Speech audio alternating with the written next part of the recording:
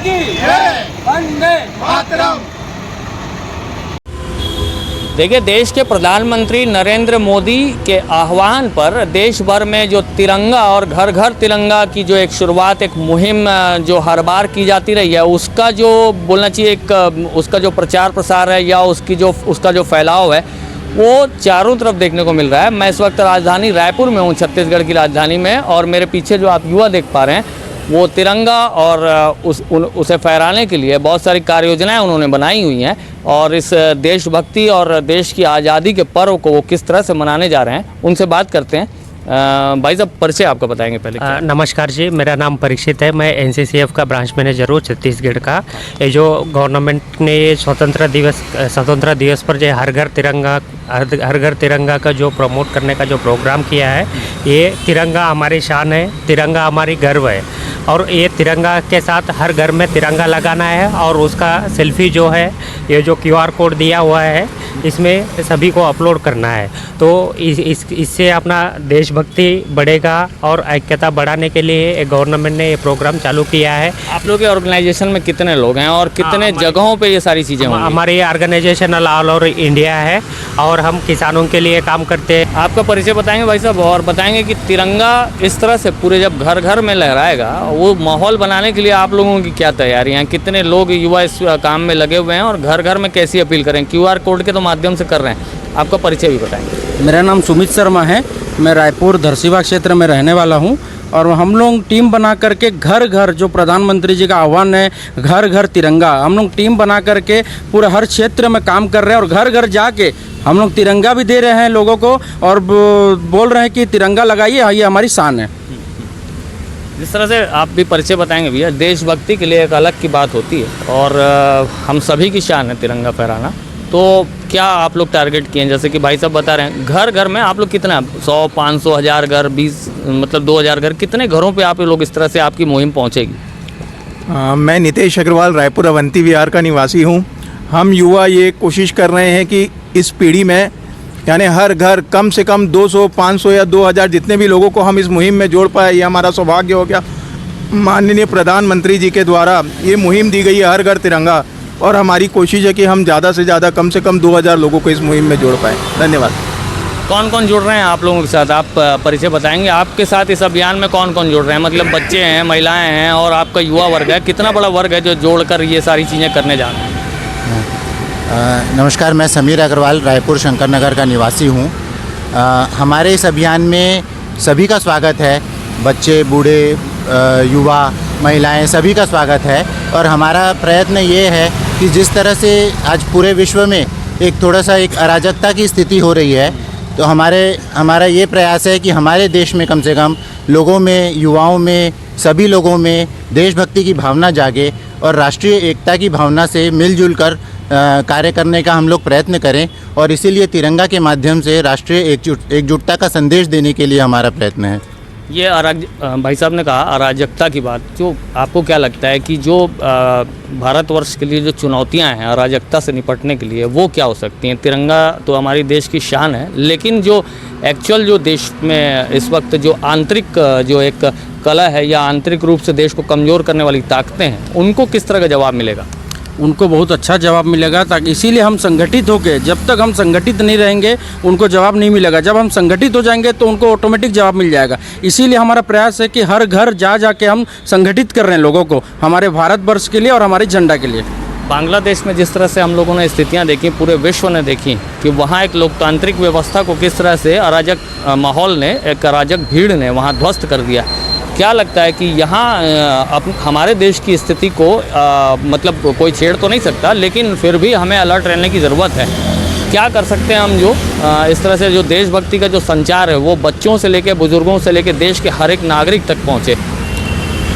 हमको इस चीज़ से सीखना चाहिए। बांग्लादेश से बहुत कुछ हम सीख सकते हैं, ये सब जगहों से सीखना चाहिए कि हम हमारे बच्चों को क्या परवरिश दें। हमारे बच्चे अगर बचपन से ही सनातन के धर्म में, और जो भी जिसका धर्म है, हर बच्चे अपना धर्म को माने और एक के भारतवर्ष में एक होकर रहें।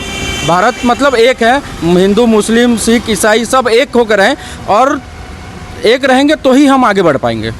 जिस तरह से वहाँ अराजक माहौल हुआ बांग्लादेश में, उसके बाद जो वहाँ का एक जो अल्पसंख्यक जो हिंदू वर्ग है वो एक समुदाय एक इकट्ठा होकर वहाँ से निकला, उसने काफ़ी कुछ जो भारतीय लोग हैं उनको संदेश दिया कि आप लोगों को संगठित होकर रहना है, जो देश विरोधी ताकतें हैं उसके खिलाफ लड़ना है।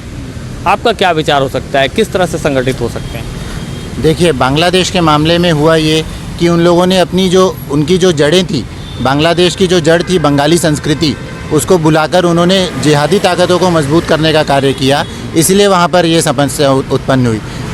हमको उससे ये सीख ले सकते हैं हम लोग कि हमारा जो मूल संस्कृति है, जैसे वसुधैव कुटुम्बकम, हम लोग पूरी पृथ्वी को एक परिवार मानते हैं और साथ में हम लोग सांस्कृतिक राष्ट्रवाद में विश्वास रखते हैं।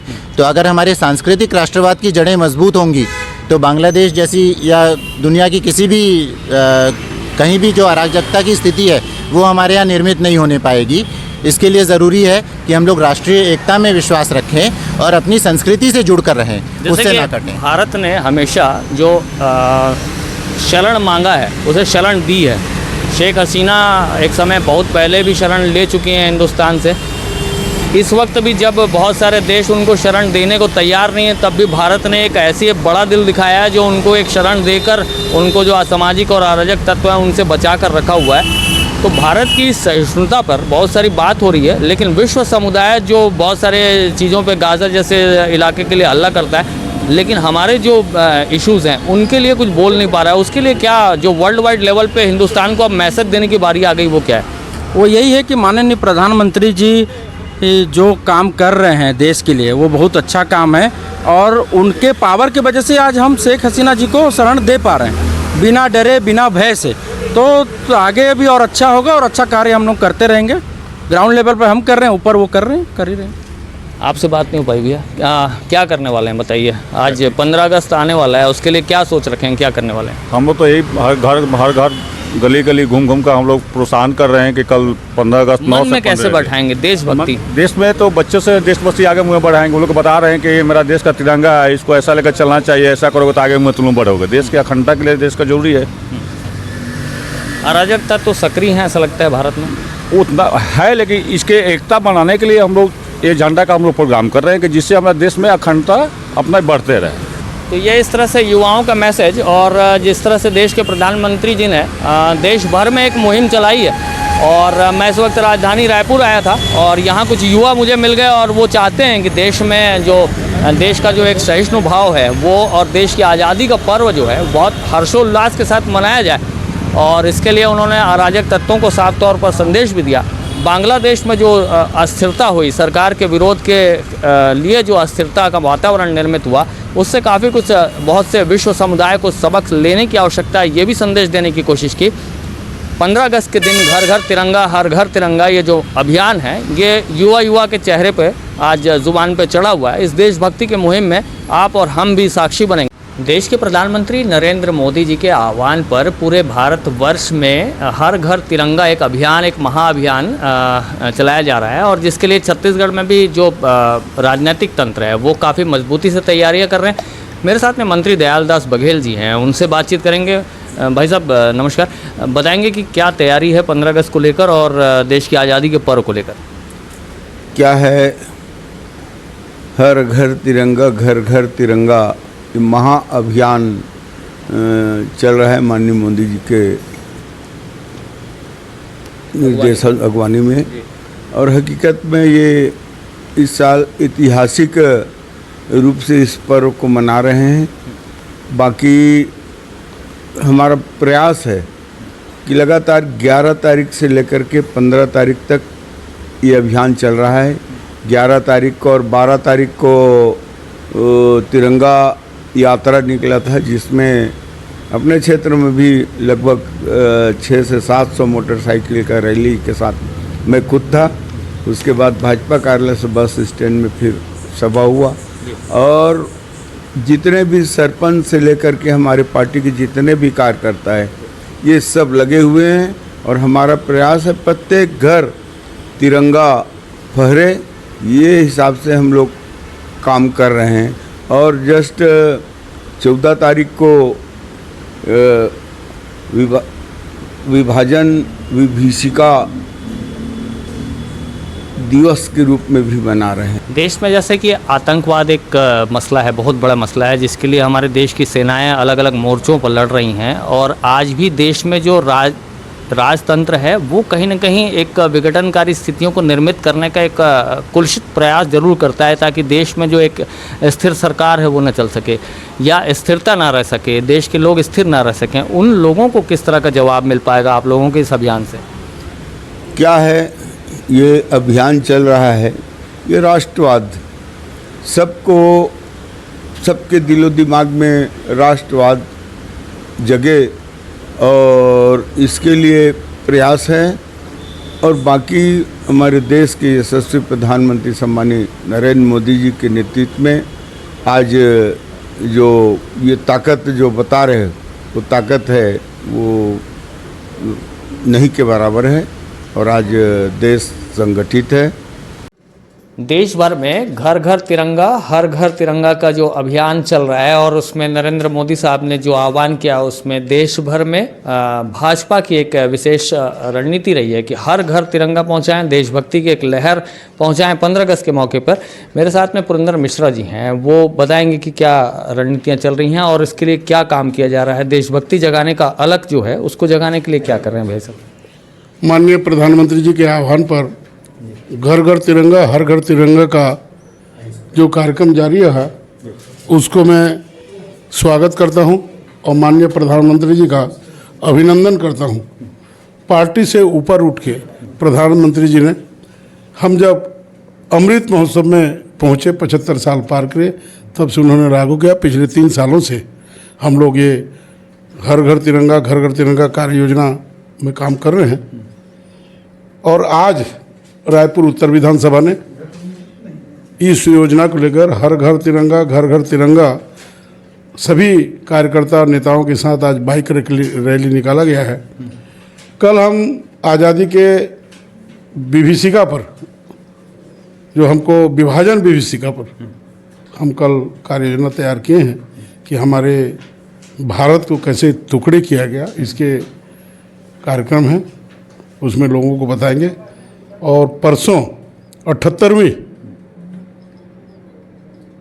आज़ादी के वर्षगांठ मनाएंगे, और मैं इस अवसर पर सबको, छत्तीसगढ़ वासियों को, रायपुर वासियों को निवेदन करता हूं कि सब भारत माँ के सपूत जिन्होंने बलिदान देकर भारत को आज़ाद कराया, उनको याद करने का समय है, हमारे बुजुर्गों का याद करने का समय है, उनको श्रद्धा सुमन अर्पित करने का समय है, और ये याद करें कि हम उस गौरव के क्षण को आज भी दिल में याद रखते हैं, और भारत को विश्व गुरु श्रृंखला बनाने में विश्वामित्र जी, देश आज कई चुनौतियों से जूझ रहा है, जैसे कि भ्रष्टाचार की बात हो गई, आतंकवाद की बात हो गई, और उसमें जो ये अभियान है, इस अभियान में क्या आपको ऐसा लगता है कि इस तरह के अभियान को रोकने के लिए भी कोई शक्तियां काम कर रही हैं जो नज़र नहीं आती, लेकिन उनकी जो ताकतें हैं वो कहीं ना कहीं प्रभाव डालती हैं मन मस्तिष्क पे? देखिए, प्रधानमंत्री जी ने जो कदम उठाए हैं, जो भारत माँ के प्रति पार्टी से उठ करके सच्चा देशभक्ति का जो जज्बा उन्होंने दिखाया है, अब वो समझते हैं कि जो ताकतें हैं, जो विभाजन करते हैं, जो भारत को कमज़ोर करने के, सबसे लड़ेंगे, और भारत माँ के सपूत सब आगे आएंगे, देश सुरक्षित हाथों में सुरक्षित रहेगा। और मोदी ने जो तय किया है विश्व गुरु बनाते हुए विश्वामित्र की कल्पना, बांग्लादेश में जो स्थितियां निर्मित हुई हैं उसको समूचे जो दुनिया है उसने देखा है, और आज भारत को क्या सीख लेने की आवश्यकता है उन स्थितियों को देखते हुए? देखिए, बांग्लादेश का परिस्थिति, यहाँ की परिस्थिति अलग है, भारत है। अलर्ट रहना तो जरूरी है। अलर्ट तो रहते हैं, हर समय अलर्ट रहते हैं, तभी तो देश चल रहा है, और जिन हाथों में भारत है वो सुरक्षित है। हम देखिए, उसके यदि एनालिसिस करें तो हम फाइनेंस स्थिति में कितने नंबर पे थे, अभी हम 5 नंबर से ऊपर की ओर जा रहे हैं। आज पहले हमारे भारत के प्रधानमंत्री विदेश जाते थे तो विदेश के प्रधानमंत्री राष्ट्रपति के पीछे पीछे जाते थे, अभी हमारे प्रधानमंत्री जाते हैं तो उनके पीछे भारत के राष्ट्रपति और बाहर के विदेश के राष्ट्रपति और प्रधानमंत्री पीछे पीछे जाते हैं, उनको वेट करते हैं, उनको स्वागत करने के लिए सम्मान करते हैं। लोग बोलते हैं कि हमारा बॉस आ रहा है, तो अभी बॉसेजम में भारत आगे है, भारत विश्वगुरु बनने की कगार पे है, विश्व मैत्री बनना चाहता है। अंतिम 2 सवाल है, जैसे कि एक हिंडनबर्ग जैसी एजेंसी है, वो कभी विदेशों से कुछ बोल जाती है, उसको लेकर भारत में गतिविधियां शुरू हो जाती हैं। सेबी जैसे जो एक पद पे बैठी हुई महिला है, उनको जवाब देना पड़ जाता है। कांग्रेस इस मसले को संसद से लेकर सड़क तक लेकर काफ़ी कुछ उठाती है। देखिए, कांग्रेस का काम झूठ प्रचार करना है, नहीं तो उनके प्रतिपक्ष नेता राहुल गांधी ये थोड़े बोलते कि आलू से सोना निकलता है। ये पथभ्रष्ट हो गया है। इनको केवल अपनी जेब भरनी है, भारत की कोई चिंता नहीं कर रहा, देश की कोई चिंता नहीं कर रहा है। यदि देश की चिंता करते तो एक ही परिवार में पार्टी नहीं रहती, सभी लोग आते जाते। भारतीय जनता पार्टी देखिए, कभी एक परिवार से भारतीय जनता पार्टी का अध्यक्ष नहीं रहा है, एक ही परिवार से भारतीय जनता पार्टी का कोई प्रधानमंत्री नहीं रहा। जिसको पार्टी ने तय किया, जिसको जनता ने तय किया, देश चला था। अंतिम है, आप जो देशवासियों को और छत्तीसगढ़ वासियों को जो संदेश आपकी ओर से हो और क्या कहना चाहते हैं? मैं संदेश देता हूं और इस अवसर पर बधाई भी देता हूं कि हम 15 अगस्त 2024 के पायदान में हैं। 77 वर्ष पूरे करके हम 78वां वर्ष की श्रृंखला में जा रहे हैं। मैं सबको बधाई देता हूं और निवेदन करता हूं, विघटनकारी जो ताकत है उनको पहचानें, उनसे लड़ने का साहस देखें, कभी झुके नहीं, भारत माँ के लिए अपनी आन बान शान बचाए रखें, यही निवेदन।